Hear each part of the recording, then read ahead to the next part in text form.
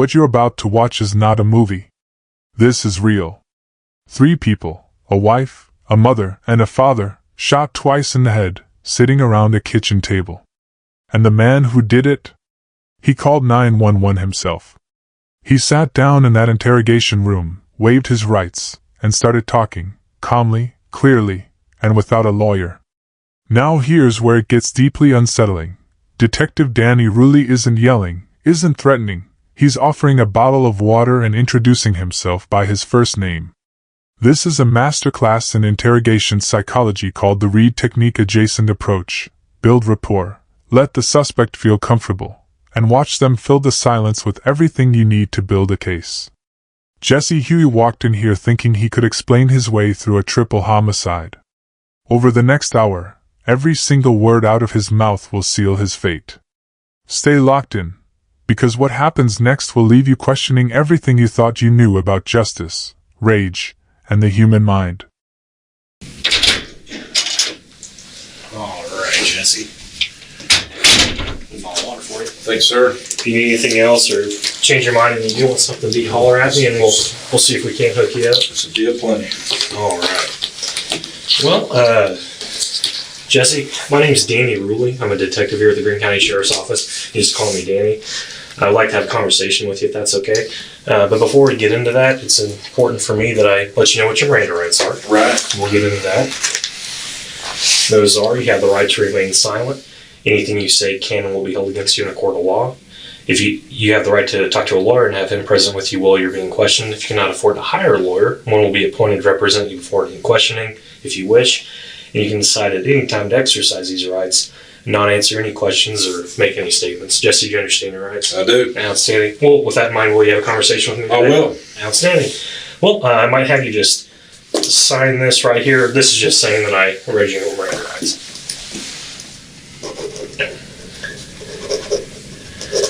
All right. If you have any questions about that, stop me and let me know. And again, if you need anything, holler at me. We'll get you hooked up, and I'll just kind of let you have the floor and kind of tell me what happened. Because I'm kind of walking on the back end. I'll be honest with you, I do know a little bit about what happened, but not much. So, Jesse, kind of tell me what happened.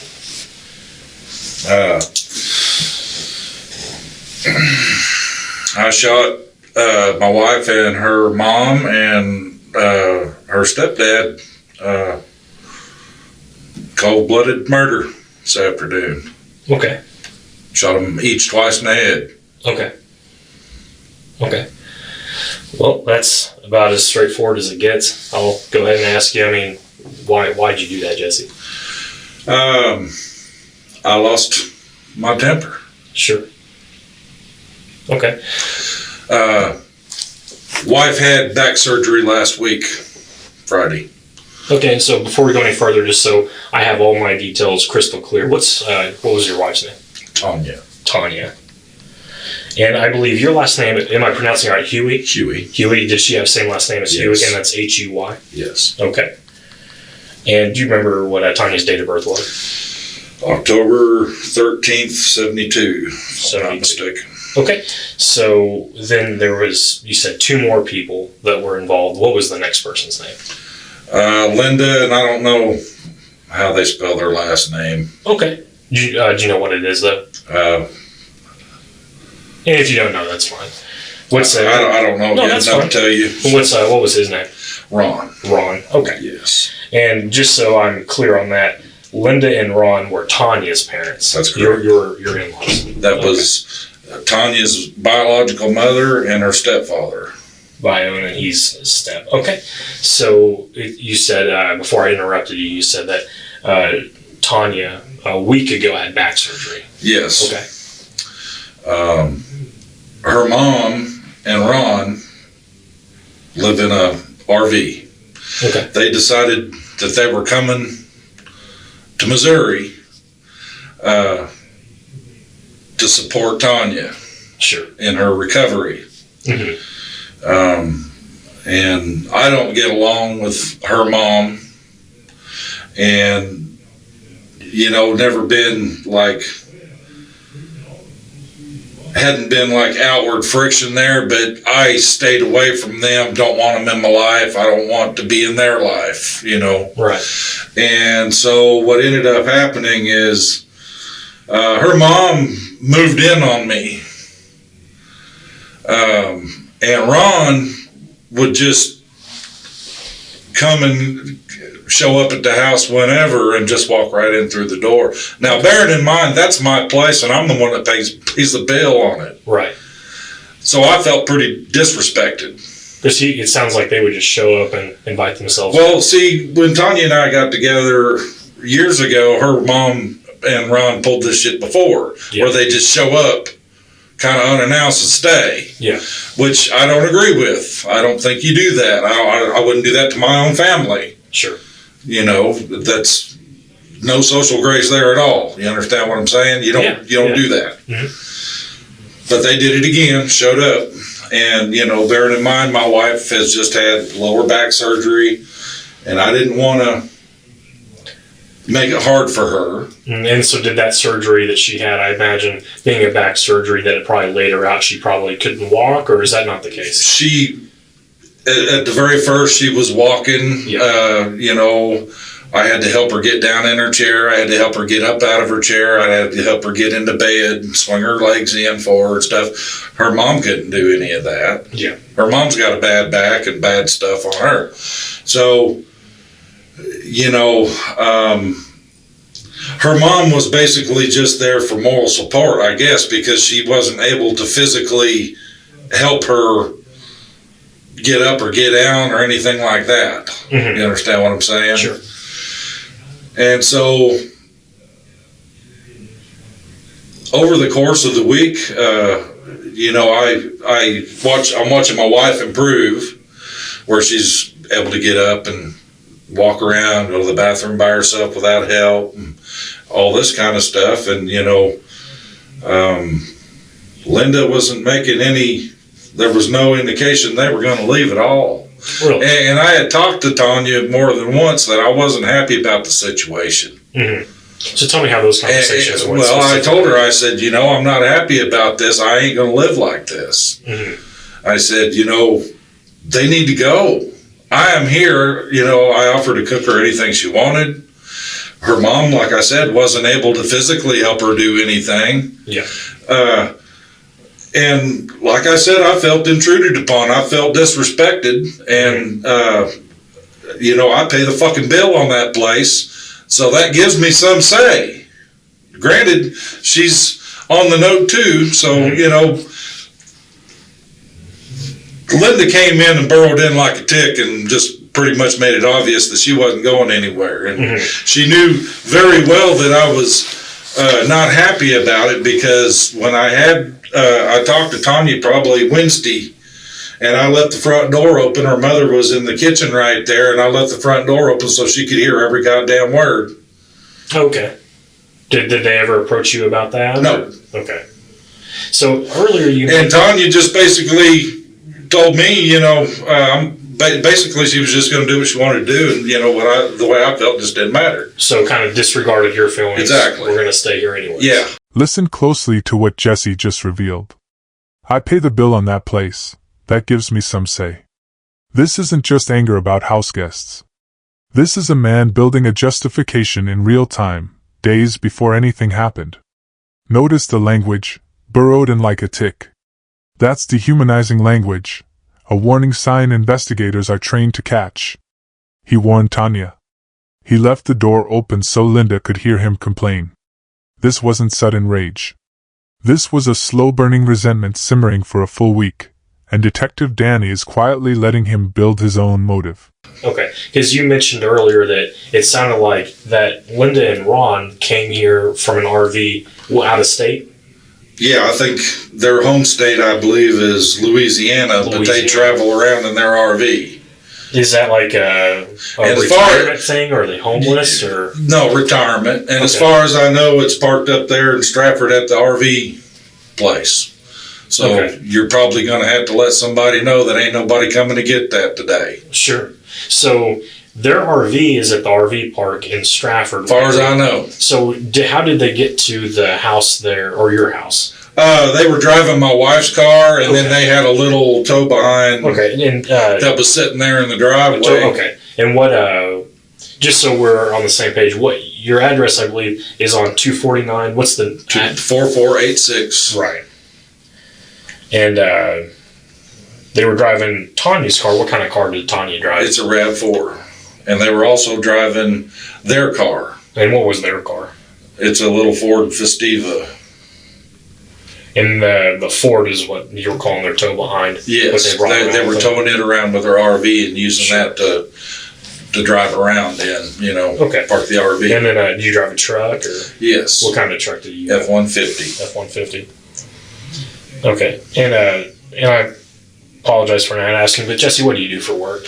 Well, I was a construction worker, and then my hip and my knees and my low back went out, and I haven't been working. Okay, so are you on disability, I guess? No, I'm not on disability. Okay. The doctors I went to go see, I had carpenter's insurance. The doctors that I had to go see through that insurance really didn't do nothing to help me. So, Jesse, it sounds like a lot of kind of stressful stuff's been happening because obviously you had your own medical issues, and then your wife had that, which is a pretty invasive surgery about a week ago. Yeah. So that's kind of putting her out. Then you have your in-laws come in. And I know that can be stressful for anybody. I said, I kept it pretty calm and cool for several days there. Yeah. So throughout the week, week, and as I'm watching my wife improve, I know at this point, Linda was no help to her from day one. Uh-huh. Linda couldn't help her get up out of her chair or set her down or swing her legs into bed or nothing. She's basically just there for moral support. Okay? Sure. Give me a Diet Coke. Make me a chicken sandwich type of thing. Yeah. And like I said, I let it go for several days knowing that my wife is hurt and, So tonight, when this incident happened, specifically, what led up to this? Well, I had gone out and visited some friends and went and had lunch and stuff. Okay. And when I come home, they were all gone. And I looked around the house, and it kind of looked to me like Linda may have picked up her stuff, like maybe she got the hint and left. Right, okay.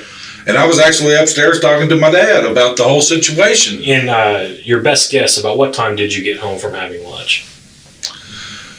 Oh, it was probably 4:35. About 4:30 or 5, okay.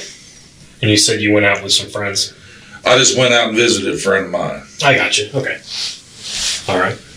And like I said, come home, and it kind of appeared, looking around the house, that maybe she had picked up her stuff. So something I heard about the house, and correct me if I'm wrong, but it sounds like there's 2 levels to the house. 2 levels to the house. But you cannot access the top floor and basement. Is that correct? No. Okay. You gotta walk around. Okay, so did you and Tanya live upstairs or downstairs? No, we lived downstairs. My dad lived in the modular upstairs. Okay, so your dad upstairs did. My dad's 86, got Alzheimer's and dementia going on. So did you guys kind of help take care of him too? Yes. Okay, so he lives upstairs by himself then? Yes. And then did anybody else live there other than you and Tanya? No. Okay, any other RVs or trailers on the property that people lived in? No. Just the 3 of you? Yes. Okay, so so you said that you got home from lunch, looked around, and it appeared that they were gone. And then you went upstairs. The cars were gone. I looked around. I didn't see Linda's stuff in the bathroom, toothbrush and whatnot. I thought, well, good. Yeah. Maybe she's finally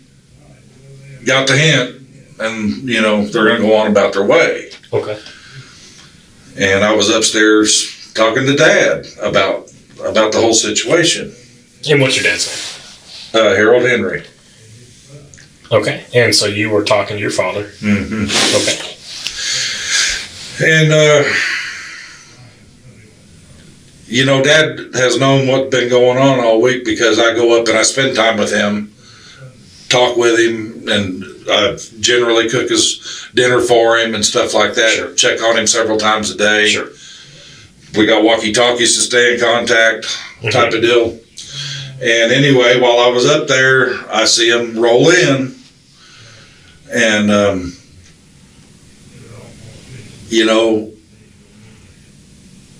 I went down there and I walked in, and they're all sitting there in the kitchen. And this is downstairs. Downstairs. I walked in and I said, Ron and Linda, you need to leave. And my wife said, they're not going anywhere. I'm half owner of this place. They stay here as long as they want to. Mm-hmm. So I went outside, I got my gun, I walked back in, I shot them all. Stop. Let that sink in for a second. Jesse Huey just described a triple murder in one calm, flat sentence, like he was recapping what he had for lunch. No trembling. No breakdown. Just, I went outside, got my gun, walked back in, shot them all in the head. This right here is what investigators call a voluntary confession, and it is gold for the prosecution. But notice what Detective Danny does. He doesn't react with shock, doesn't raise his voice, doesn't even flinch. Why? Because in interrogation science, matching a suspect's calm energy keeps them talking. The moment you show emotional reaction, the suspect shuts down or lawyers up. Danny is playing chess here, not checkers. He immediately pivots to logistics. Where was the gun? What kind? What caliber? Because each specific detail Jesse volunteers becomes an independent piece of corroborating evidence. And here's the chilling part. Jesse said it took him under a minute. From the moment Tanya said they're not going anywhere, to 3 people dead on a kitchen floor. Under 1 minute. Now I want to ask you, watching this right now, do you think Detective Danny is handling this interrogation correctly? Drop your thoughts in the comments below. On the head, and I shot them all in the head again to make sure they were down. Okay. Where'd you get the gun from? I had it in my truck. Okay. Do you usually keep a gun in your truck? Yes, I do. What kind of gun was that? 9mm. Do you remember the brand, make, model, any of that? It's Jimenez. Jimenez. And you said that's a Jimenez 9mm? Mm-hmm. Is it a black or chrome? Silver. Or about silver in color? Okay. And correct me if I'm wrong, but I might have heard that prior to law enforcement arriving, you unloaded it and put it on the tailgate of a truck? I did. Okay, so it sounds like you confronted Linda and Todd and told them to leave. From the time that I lost it, it was under a minute. Everything was over. Okay. So where was Ron at when you shot him? Sitting in my chair at the table. Sitting in your chair at the table. And when I told them they needed to leave, they didn't make a move to get up. They looked at her and decided they were staying. They just ignored you. And that's when I decided, all right then, because I warned her earlier in the week, and I told her I was very unhappy about this, and I said, you're going to make me go off, and if you do, this is on you. Yeah. And this is what she got for it. She made me go off, and now there's 3 fucking dead people. It was over and under a minute. I didn't start off with a handgun. That's where it ended up. Yeah. How long was it till you called 911? In between the time that you shot them and called 911, what was the time frame there? Couldn't have been more than a few minutes. Just a few minutes. I come outside, and I seen my dad coming down there, and I told him, do not go down there, get your ass back up in the house. Did you tell him what had happened? Yeah. Okay. So what was it that you told him? I told him I just shot him. How did he react to that?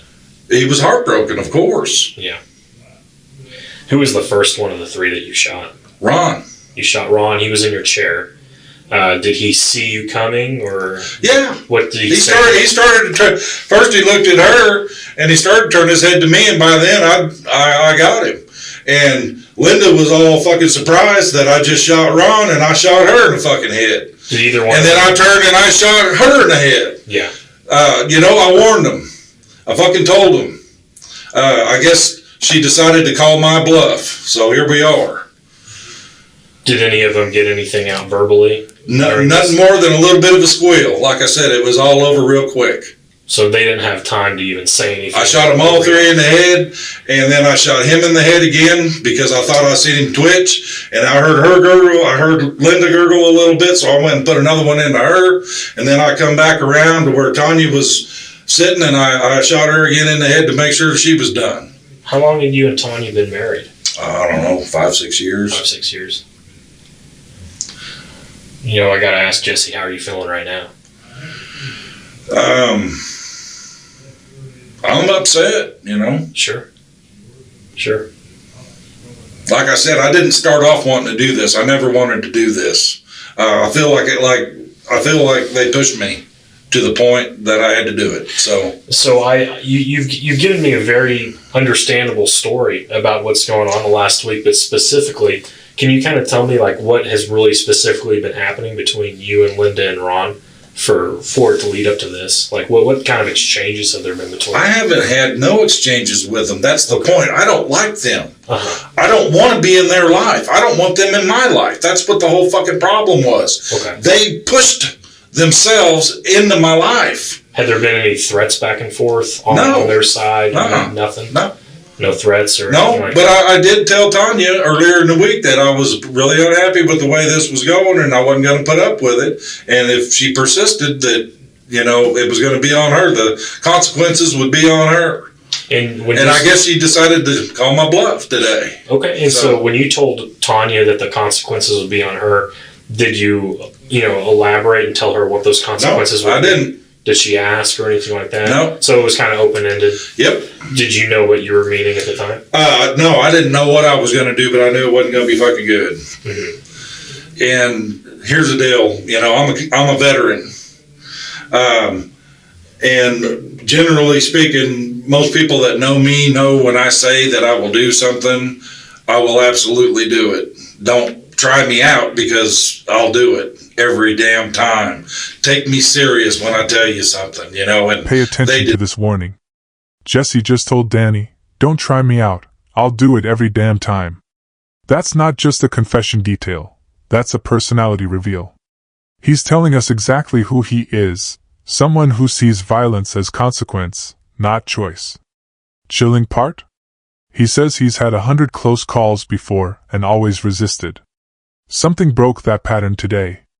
Combine that with untreated PTSD, no therapy, no medication, and self-medicating with alcohol and marijuana, and you have a case study in how warning signs get ignored until it's far too late. Did not take me serious, so this is the consequence of that. Now, I've killed them and ruined the lives of, their family, and I've ruined my life. I don't need a lawyer. I know what I did, and I know what I did was wrong, but the truth of the matter is I couldn't stop myself from doing it. It happened so fucking fast, I couldn't stop myself from doing it. Mm-hmm. Have you had episodes or any sort of... Yeah, I've been PTSD ever since I come out of the war. I've been dangerous for a long time, and I've been able to maintain and not get into trouble. Sure. I mean, you check my record. I ain't got nothing on me. I haven't done shit. Sure. But there's been 100 times over the years that I've gotten really close to being in serious trouble and was able to resist the temptation of letting go. Mm-hmm. This afternoon, I was pushed to the point I could not resist letting go. Sure. So again, not to drag you through it a bunch, but just it's very important to me that I have everything crystal clear exactly like how it happened. So I just want to make sure that I'm getting your story exactly how you're telling it to me. When you walked back in the house, Ron was in your chair. He was the first person you shot. Mm-hmm. Who was the second person? Linda. And where was Linda at when you shot her? Well, when I come in through the door, Linda stood up. Okay. Was Linda at the table as well? She was at the table as well. They were all three at the table. All three were at the table? Yes. Okay. So you shot Ron, then Linda stood up. Linda stood up and squealed, and I shot her. Okay. And by that time, Tanya had stood up and squealed, and I shot her. And then I went back through and I shot them all again to make sure they were done. Okay. And how much longer did you stay in the house after you used the gun versus when you walked outside? I didn't. I walked out. You just walked straight out? Yeah. And then you said that Harold, or your dad, came outside and you told him... He was starting to walk down there, and I turned him around and said, don't go down there. Yeah. Go back up to the house. Yeah. Yeah. Man, it sounds like you told him, again, that you had killed the three people. I did. And did you have to keep convincing him to go upstairs, or did he listen to you and just... He pretty much listened. Okay. All right. And then I'm assuming at some point deputies came and put handcuffs on you. Yeah, and I'm going to tell you, your guy Beatles, y'all better watch that one. He's got a mean streak to him. Okay. Just to let you know that. Okay. I mean, I realize I just killed 3 people, but I also fucking called you guys and turned myself in without fighting. Okay. So there was no need for that shit that he pulled. Okay, we'll look into that. And then I'll tell you, Jesse, it's me personally, it's my intent to treat you fairly. And if at any point you feel like I haven't, stop me and we'll address it. Right, well, I'm telling you that he didn't treat me fairly, but I understand that's the way he is. Okay. That's why I'm telling y'all, you better watch that guy. Okay. You're going to have problems with him. Okay. Well, is there anything else that you think is important for me to know about this situation or this incident, or any backstory? Anything else that you would like to tell me? Really, that's all that you need to know about the whole thing. I mean, you know what? This has been brewing for a week here. And, like I said, she moved in on me Saturday last week. And I have really bit my tongue, and I've tried to stay away from them.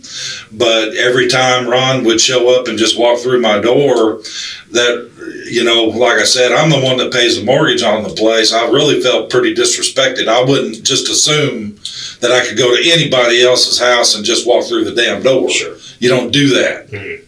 How long did you and Tanya live there at that house in Stratford? Oh, we've been out there for,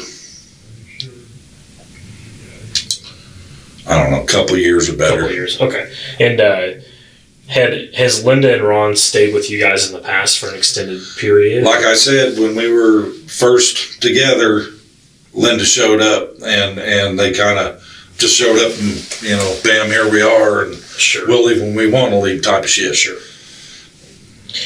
Okay. The point is I knew that if this is the way it's going to be, that these folks think that they can show up and walk in my door anytime they want to and have no regard about how I feel about them being there.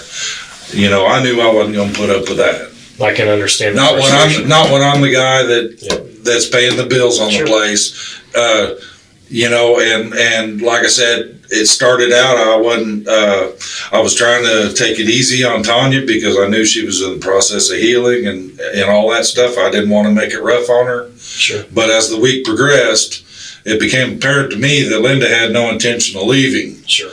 And, Tanya had no intention of asking them to leave. So, the situation you described to me, it does sound incredibly disrespectful, them coming in the house like that. But I got to ask, I mean, did you feel like you were in any type of danger physically from this? No. No. Okay. All right, and I do appreciate you being candid with me and honest. Jesse, I'm going to step out of the room just for a moment. I'm going to go talk to one of my supervisors, and then I'll come back in and we'll finish up here and we'll walk through, what's going to happen here, okay? Do you have any questions for me right now? I don't. Okay.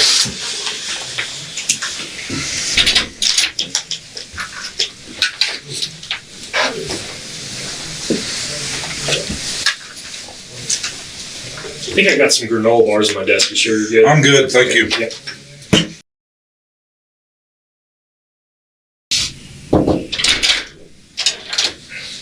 All right.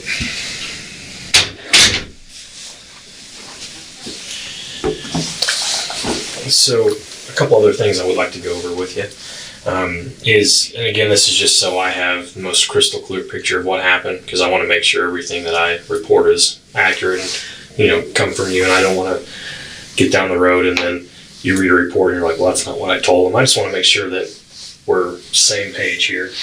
And when we talked about them showing up and inviting themselves into your home, in disregard to how you felt, that's something that I think is important here.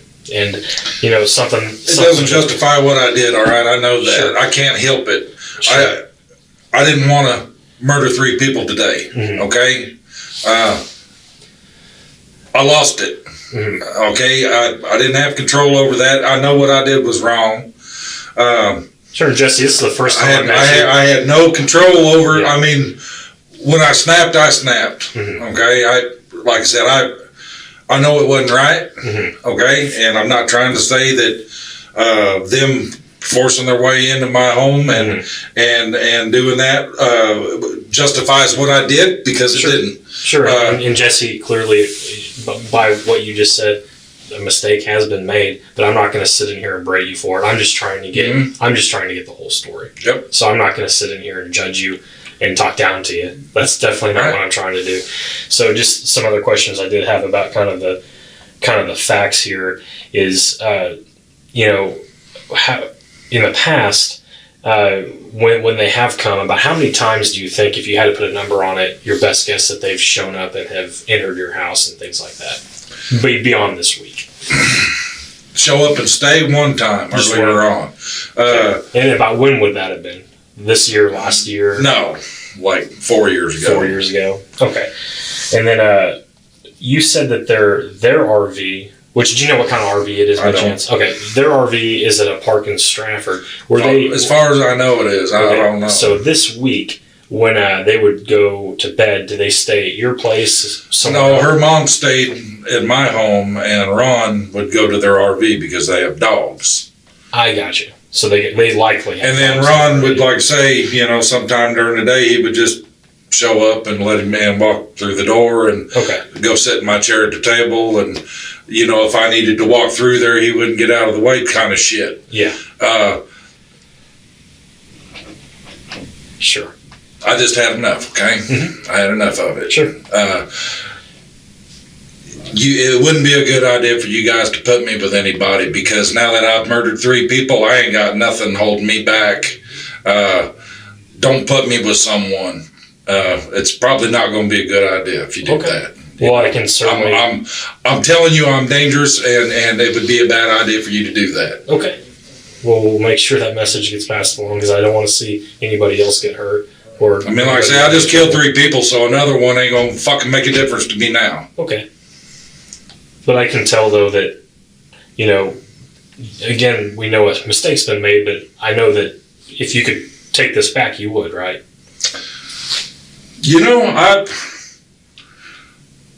I would like to. I wish I could take it back, but on the other hand, I really wish I hadn't been put in that position. Sure. I've been waiting a fucking week. I've got a personal code. If someone disrespects me 3 times, then I'm gonna fix that problem. Sure. And I've went way over the 3 times this week in an effort to try to make this work. Mm-hmm. And this afternoon when I walked in, I wasn't loud screaming at him, wasn't trying to fight with him. I was very calm. I just said, Ron, Linda, you guys need to go. Mm-hmm. And then when you said that, it sounds like Tanya then said, this is my house, and they're not going anywhere. Now, when she said that, did Ron and Linda jump in at all and say anything? Or they just looked at her to take their cue from her. Okay. And I looked at them, and they made no attempt, no movement to get up and leave. Mm-hmm. And I lost it. Sure. And I walked outside, and I walked back in with a 9mm, and I put them all on the fucking ground. Okay. So it sounded like you told me that you guys had been there in Stratford for give or take 2 or 3 years. And you guys have been married for, you said, 5 or 6 years. Had you been married before? We married in 15. I've been married 3 other times. 3 other times, okay. Mm-hmm. And do you have any kids? Yes, I do. How many kids do you have? I got 2 kids. 2 kids. Are they here in Missouri or somewhere else? One of them is, and one of them's out east. Okay. Would you like us to get in contact with them? Or? No. Okay. All right. What about your ex-wives? Are they local or somewhere else? One of them's local. Yeah. What's her name? Kathleen. Kathleen. I think she's got her maiden name now. Candelora. Do you know if she lives in Springfield or? She lives out by Bodart. Bodart. Okay. And when were you married to her? Before Tanya. Right before Tanya? Mm-hmm. Okay. I was married to her for 14, 15 years.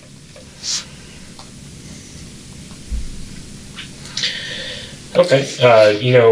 Something that I can, appreciate, and again, not trying to sound like a smart ass at all, but you said you were in the military, so I would like to say thank you for your service, because that does mean a lot to me and everybody else. And something I want to address with that, you said you do have some PTSD or you have some issues. I've had them since I got out of the desert. What branch were you in? Army. And when did you get into the service? Went in 88. 88. Yep, I went through Desert Storm. Yeah. Served with the 2nd Armored Cavalry. Yeah. Out of Germany. And ain't been right since got back. I've been treating it by smoking marijuana and drinking. Sure. Trying to calm me down. And up to today, it's been working. Yeah. Have you ever been in contact with anybody from the VA, like counselors, therapists, anything like that? Is that something you've ever considered or thought about? Not really, no. Okay. Every experience I've had with Army doctors has been bad, so they ain't never done anything good for me. Yeah, I've unfortunately heard a lot of other people in your situation. And that's why I wouldn't go to same them. Thing. Yeah. I have family members myself that had a lot of issues with the VA. But, you talked about some other issues you've had. What kind of other medical issues do you have other than, have you been diagnosed with PTSD? No. Okay. You said I apologize if I'm misremembering, but I think you said you had a bad hip. Got a bad hip, got a bad knee. Hip and knee. My low back is tore up. Got arthritis in my low back. Okay. Do you have any other heart conditions, diabetes? Diabetes, yeah. Okay. What kind of diabetic are you? Take metformin. Well, I used to take metformin. Yeah. I haven't had insurance for a while. My carpenter's insurance dried up. Tanya didn't want to put me on her insurance. She worked at Cox, and she didn't want to put me on her insurance. And I was really not wanting to go to the VA because, like I said, every experience I've had with Army doctors has been bad. Yeah. And so I ran out of medicine, and I haven't taken anything for a while. Sure. So, granted, I know that she was recovering from a back surgery, but before that surgery, was Tanya still working? Okay. And you said she worked at Cox? Yes. What did she do for Cox?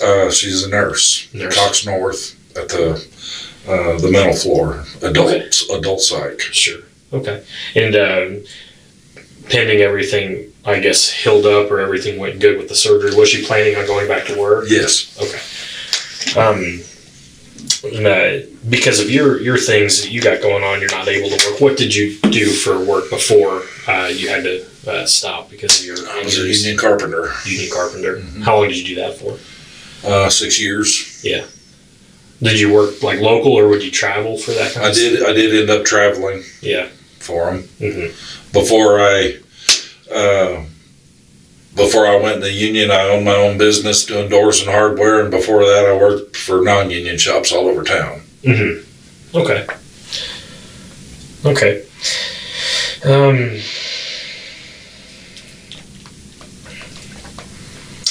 Jesse, I think that that gives me a pretty good picture of what happened.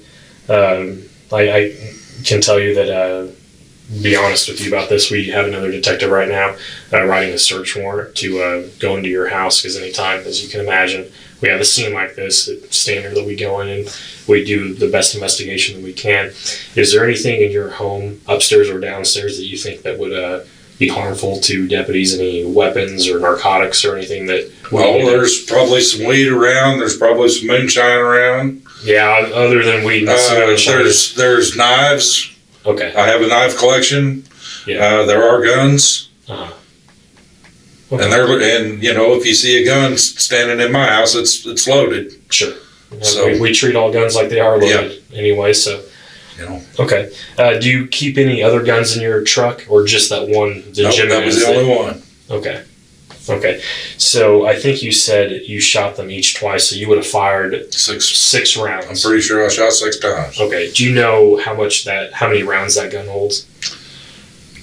Probably a little single stack magazine. I think it'll hold probably 12 or 13 or something like that. And you fired 6 to the best of your memory. Okay. This moment matters more than it seems. Jesse just confirmed he fired 6 rounds, 2 shots each, 3 victims, and investigators are running a gunshot residue test he's already agreed happened. Why does this matter? Because in court, physical evidence has to match verbal confession exactly, or the defense finds cracks. 6 shell casings. 6 wounds. 1 weapon. 1 shooter. Danny isn't just listening anymore. He's quietly building an evidence chain that will make this case airtight before a single defense attorney ever sees it. This is the moment confession becomes conviction. Well, Jesse, I think that's probably going to be all I can think of right now. In a case like this, as you can imagine, there might be tomorrow, later tonight, whenever, there might be some other things I'd like to talk to you about. Would you be receptive in the future to come back over here and have a conversation with me? Yeah. Okay. Well, I do appreciate that as well. I'm going to step out one more time. Again, anything else you can think that you'd like to tell me or any questions you might have? Okay. All right. Well, hang tight. I'll be right back.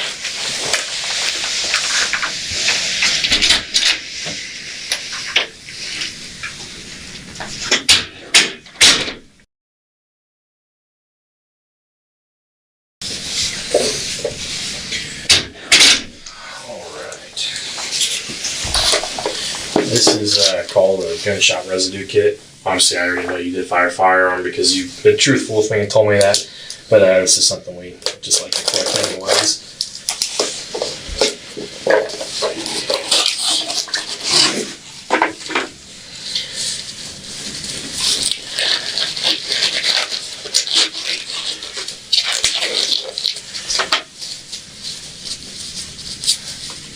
So you said you got into the military in '88?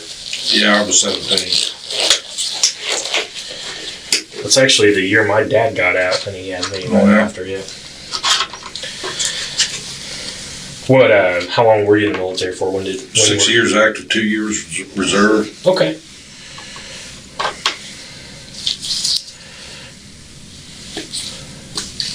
All right, this is just a little magnet.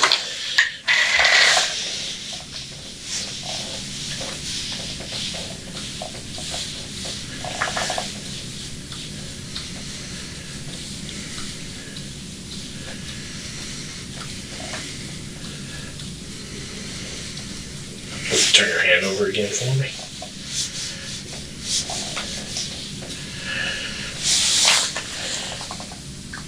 Did you wash your hands by chance since this has all happened? I don't believe I did. Okay. And then I will look at your other hand there.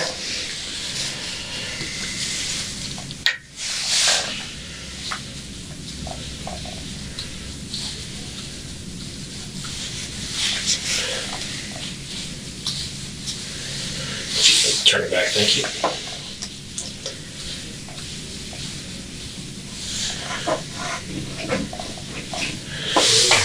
When you were holding a gun and shot it, do you remember if you Right hand. Your right hand? Did you use both hands or just the right hand? Just the right hand. Just the right hand.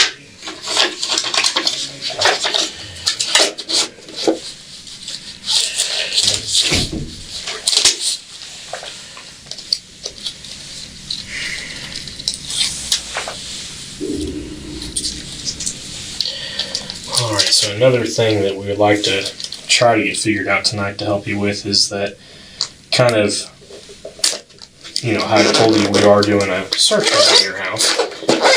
That unfortunately means that right now,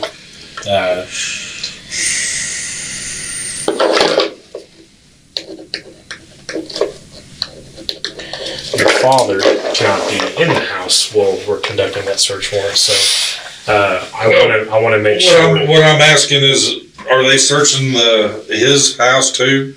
That's likely going to end up happening. I can't understand that, but Sure. So, so with that being in mind, I'm wondering if you can think of somewhere, because I want to make sure that he's in a comfortable environment, not just standing on the street this whole time. Is our search warrants? well, last I saw, the sheriffs had my dad. I don't know what you guys have done with him. He is here at the sheriff's office. Okay, well, speaking with a detective. So, my sister Beth would be able to look after him. He's got Alzheimer's dementia. Right. And I remember you telling me that, so that's why it was very important to us that when we release him or get him where he needs to be, that he's going to be in a safe place with somebody who can take care of him like how you do. Now, I got a dog up there in his house, a 1-year-old Great Dane puppy. Okay. Okay. Do you know if where we should, or who we can call to get the dog as well? Is there My sister. Beth? Okay. Beth. And, Summers is her last name. I don't know her number by heart. Is that SUMMERS? Whereabouts does Beth live? In Springfield. Okay, do you know her street or address by chance? I don't know. Okay. And is you call her Beth? Is her name Bethany though? Beth. Okay. Do you know her date of birth by chance? If that might help me find her. Okay. Who does she live with? Her husband. What's his name? William. They had actually showed up out there. My dad had called her. Oh, okay. And she had showed up out there, and then, as far as I know, the sheriffs sent them away. Okay. So if that's the case, we should have their information. So what I can do is, if it's okay, I can reach out to Beth. Yes. And let her know. I'm not going to, because one thing I do when I have people come in here and talk to me, I don't go running around telling other people your business. None of that. I just want her to take care of my dad. We want to make sure the same thing happens. So we will get a hold of Beth, and do you think your dad's going to be receptive of going with her for a little bit? Yes. Just at least for the night. Okay, very good. So we will make that arrangement happen. That will work. Because I do remember hearing that 2 people arrived on scene, so that's probably going to be them. But that's them. I saw them from the back of the car there. That'll work. And then, so, with you being in the military, I can imagine what the answer is, but something I would just like to ask. Before tonight, have you ever killed anyone before? No. Tonight's the very first time? Yeah. Okay. Read that answer again. Danny asked Jesse the most basic investigative question. Have you ever killed anyone before? Jesse's answer, no. Tonight's the very first time. A combat veteran. Desert Storm. 2nd Armored Cavalry. Years overseas, and he says this was his first kill, tonight, at a kitchen table, over 3 people who refused to leave. That contrast is the entire horror of this case in one sentence. Not a hardened killer, not a career criminal, just an ordinary man who let a week of resentment turn into an unforgivable decision in under 60 seconds. You said you've been married 3 times in the past. What was your first wife's name? Annette. Do you know how to spell that? Annette. Do you know what her maiden name was? I don't remember anymore. Okay. Schneider. You kind of. I was married to her in Germany. So. Okay. Did you actually get married in Germany? Yes. Very cool. Was she German? Yes. Do you think she probably still lives in Germany? I have no idea. No idea. She liked Americans, so probably not. Okay. And then what was your second wife's name? Brandy. What was her maiden name? Holland. And do you know, give or take, where she might live? She lives out in Maryland, I believe. Maryland. And when were you and Annette married in Germany? What year would that have been, if you can recall? Well, it was right after I got back from the desert. So, 91, I guess. And something then, like that. Okay, and then what year, how long were you and Annette married? 3 years. 3 years. Okay, and then when did you and Randy get married? We got married. I can't remember. Why do you need to know about my ex-wives anyway? I mean, these are questions we always ask. These are just always. I know they. She would know the dates probably better than I would. Probably. Sure. Okay. I don't remember. It's been too damn long. Okay. But the 2 kids that I have are with Brandy. They're with Brandy. And what are your kids' names? Amanda and Josh. And do they have the last name of Hugh? Josh has got the last name of Huey, and Amanda is Carnell. She's married. Okay. And then you said, I think if I heard you right, that one of your 2 kids does live here locally. Amanda does. She lives down by Forsyth. Forsyth, okay. And where did Josh live again? I don't know if he's in Texas or out in Maryland. He might be in Maryland. I don't know. Okay. Are you close with your kids? Or? Pretty close with Amanda, and not close at all with Josh. When's the last time you and Josh talked? I don't know, a year or two. What happened tonight when other people find this out, friends, neighbors, other family, do you think that when they, eventually, it's not going to come from me, but, news and TV stations, they get a hold of stuff like this eventually. When people figure this out, do you think a lot of people are going to be surprised, or is this going to be a shock to people, or how do you think people are going to react to this? I have no idea how people are going to react. Yeah. I imagine the people that know me and like me are probably going to be pretty surprised and heartbroken about it. Yeah. And you did mention earlier that you went and met a friend earlier, and that was previous to you coming back home. Who was your friend that you met with? Brett Cartwright. Brett Cartwright. Okay.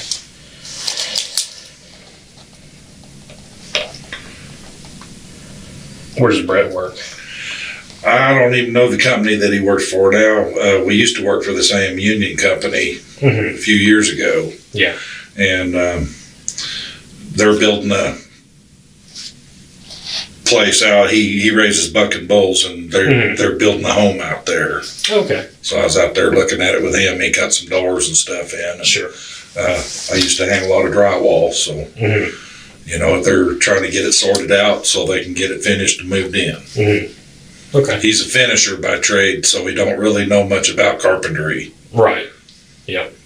Okay. Well, I think that's going to be about it. I'm going to run out of here one more time, and I think we'll go ahead and kind of go on to the next part of this. Think I'll be able to use the restroom? We can make that happen. Yep. In fact, I could walk you to the restroom right now. Okay. If you'd like to do that.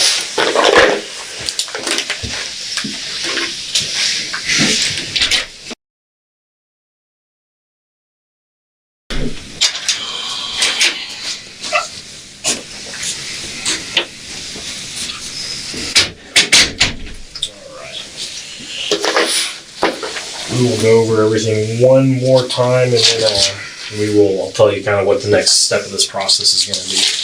But before I do that, I'm going to kind of run through everything, and you tell me if I'm getting anything wrong. And if I am, stop me, correct me, and I'll make sure that I get it exactly how you tell me. But one thing I didn't get was, I did hear that you went out with your friend, then you came home, and that's when everything happened. Tell me how this morning went, leading up to you going out with... It was a good morning. I was outside with the dog most of the morning, staying away from them. Because I know that Linda probably would have already been there, because it sounds like she was she was there. Yeah, Ron, did you see Ron this morning too? No. So you didn't. So the first time you saw Ron was when you saw him in your chair. I don't think he was there this morning before I left. Okay. No, I don't think he was. Okay. So about what time did you guys get up today? Probably 6. About 6. Okay. Is that about when you usually guys start your day? Okay, so you got up around 6. 5:30, 6 usually. Spent some time with the dog, it sounds like. And then we made breakfast. Like I said, spent most of the morning outside trying to stay away from them. And then, I don't know, probably about 12:30, I went to town and went to the tobacco store, bought some tobacco. I went and had lunch. And then I went over to my friend's house and looked at his house and his doors and stuff. And then I came home. Okay. All right. And you did tell me earlier to kind of help with some pain management. You said you use alcohol and marijuana. Have you used any alcohol or marijuana today? Yes. Okay. How much have you used today? Not enough. Not enough. Okay. And, I would like to ask again how much alcohol did you drink, if you had any? I did have some. Was it beer or liquor? It was that moonshine. The moonshine. Okay. I make moonshine. Okay. All right. I did make moonshine. I'm sure I will not be making any more moonshine. I'm typically, from what I understand, people keep moonshine in mason jars, would you have had more than one jar, less than a jar? I probably didn't have a cup of moonshine today. How much marijuana did you take today? Or smoked today? Smoked a bowl. Smoked a bowl. Mm-hmm. Okay. On a typical day, is that about what you usually do? Yeah. Okay. All right, and that's to include. I smoke pot every day, but I don't drink moonshine every day. Mm-hmm. Okay. Would the moonshine have been prior to you leaving your house? No. Okay. So when did you do the? When I came back, I made myself a drink. And it was a big mug, big like a Stein. Yep. And it was ice and mostly tea and a little bit of moonshine in there. So nowhere close to drunk. Okay. All right. Well, Jesse, we'll just go over everything one last time real quick, and then we'll go ahead and end it. You woke up around 5:36 today, spent some time with the dog, had breakfast. Seemed like it was a good morning. And then you go off, you leave the house to do some chores. I needed to get out of there, and, I was trying to de-escalate this fucking thing. Yeah. And get away from it for a little while. And like I said, when I come back and I noticed their cars were gone, I come in the house, I'm looking around the house. Like I said, to me, it looked to me like Linda had collected her stuff up. Yeah. And I was like, well, great. Maybe this is over with. Sure. And while I was up at my dad's talking to Dad, I noticed them pull in. And I was like, damn it, I just can't get a break, And I was really hoping that they had all driven back. I was really hoping that Linda was going to get in the car with Ron and they were going to leave, because like I said, it appeared to me that Linda's stuff had been picked up. I mean, she had a bag of stuff in the bathroom with her toothbrush and whatnot, and she had her stuff kind of all over the house by then. And like I said, when I come in, I looked around, it looked to me like she had picked up. I thought, well, praise the Lord, she's left. Yeah. This is over with. And sure enough. Okay. And so you went inside and you said to Tanya that Linda and Ron need to... I didn't say that to Tanya. I said that to Linda and Ron. Okay. With Tanya sitting there. But then Tanya addressed you, answered for them. Yes. Okay. She said, They're not going anywhere. Gotcha. I own half of this place and they're not going anywhere. Okay. And I lost it. You went out to your Ford, got your... From the moment that happened... For me to walk out, grab my gun, and walk back in and put them all on the ground was all under a minute. Okay. And they were all sitting at the kitchen table. You shot Ron first. Ron was sitting there when I shot him. By then, Linda had stood up, and I shot her. And by then, Tanya had stood up, and I shot her. When Linda stood up, did she make it any sort of a distance away from the table? No. You got her right there at the table. Same thing with Tanya. Did she make it away from the table at all? Okay. After you shot them, I shot all of them in under 10 seconds. Okay. I probably shot them all under 5 seconds. Okay. And then took another 5 to shoot them again. Did you move them at all after you shot them? I didn't. So where we're finding them is finding them is exactly where they landed. Okay. Did you pick up any of the brass shell casings? No. You left all that? I walked out, and I was going to try to call my sister to tell her to come and get Dad. Yeah. And got voicemail. I didn't leave a message. And I turned right around and called 911. Okay. And what kind of cell phone do you use? It's a Samsung. Is it like a smartphone? Yeah. Okay. Is there like a passcode or a PIN code to get into it? Okay. All right. Did you and Tanya ever get in arguments on text messaging? Did you ever text or anything like that? Yeah, we texted. Okay. Did you guys ever get into it on text or talk about Linda and Ron through texting or anything? No. Okay. So that was face to face. All that was face to face. Okay. Did you ever talk to Linda or Ron on the phone or text them at all? Very little. Very little. Her mom would text me or call me. Like I said, I didn't like her. I didn't want to be around her. I didn't want to share my life with her. I just wanted her to leave me alone, was basically where it was at. Sure. And she couldn't fucking do that. So something that I know that some people might not understand about this is it makes perfect sense how Ron and Linda were getting on your last nerve, and you said, like you said, you snapped, you made a mistake. Why did you include Tanya in that and kill Tanya as well? This is the question everyone watching wants answered. Why Tanya?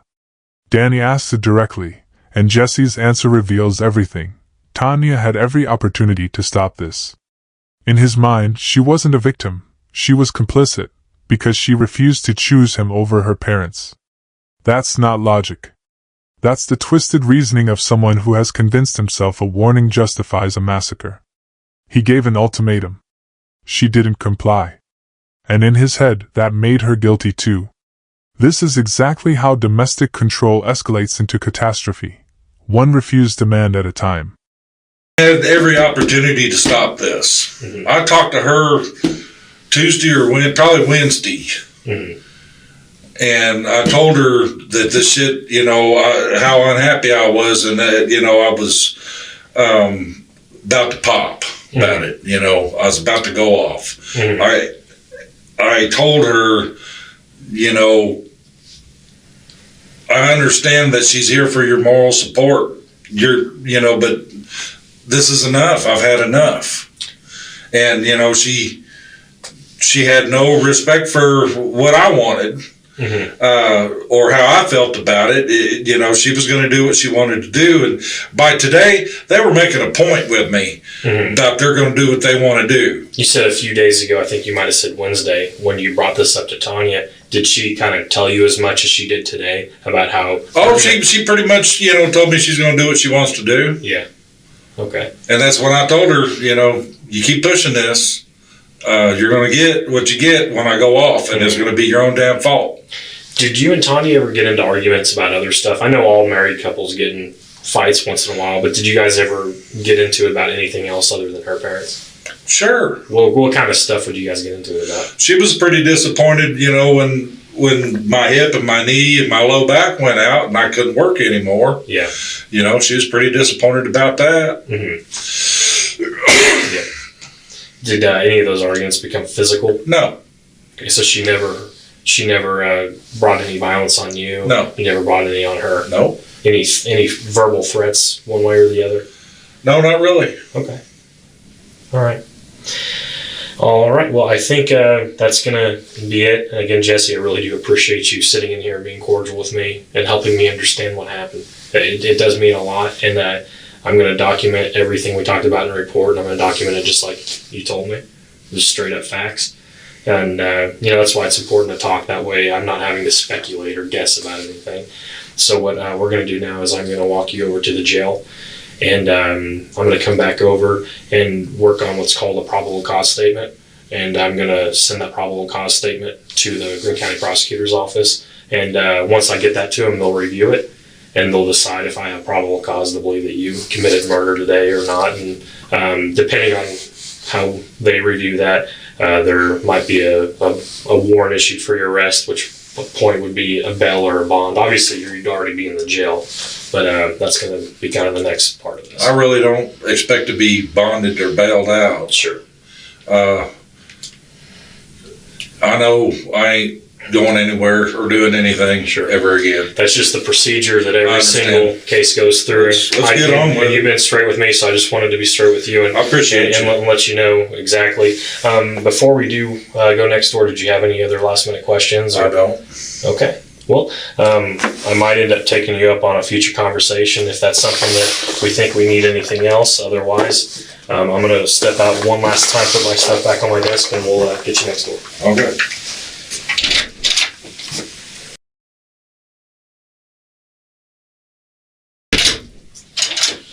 All right, Jesse.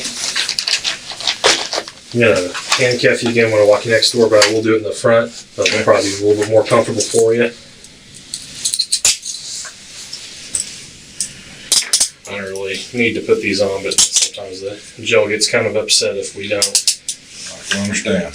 to double lock those so they don't accidentally get tired. This is Lieutenant Hunt. He's going to walk over there with us. Did I say it right? I'm sorry. You did. Okay. Thank you. And that's a wrap on one of the most disturbing interrogation videos we've ever broken down. Let's recap what just happened. Jesse Huey, a 50-year-old veteran, shot and killed 3 people, his wife Tanya, her mother Linda, and her stepfather Ron, simply because they refused to leave his home. He then walked outside, called 911, and turned himself in. In that interrogation room, Detective Danny Ruly executed a near-textbook rapport-based interview. Never aggressive, never threatening, always building trust, and Jesse Huey handed him a complete, voluntary, detailed confession. No coercion. No tricks. Just a detective who understood that a talkative suspect is a prosecutable suspect. The result?